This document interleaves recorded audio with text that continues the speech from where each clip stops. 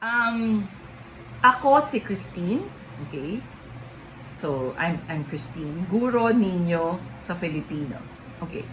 I'd like to emphasize here that I used this pronoun. Okay.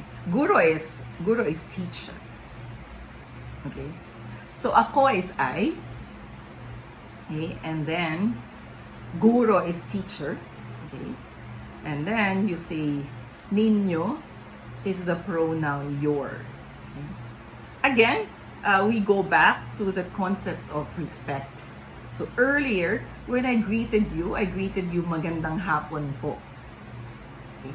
So it's respect and it's formal. Therefore, I use the formal your in Filipino, the pronoun ninyo. Okay, you do not have to understand it now because there's a separate lesson on pronouns.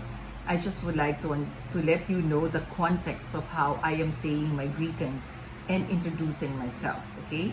So, magandang hapon po. Ako si Christine, guro ninyo sa Filipino. Had it been, I did not use the po in the magandang hapon po, I will not use ninyo as well. Okay? But since I used respect, this is more formal, form of your, so I used it here. Okay? So, when you introduce yourself, okay, so this is I am Christine, that's what it means, this part, okay, your teacher in Filipino. Okay? So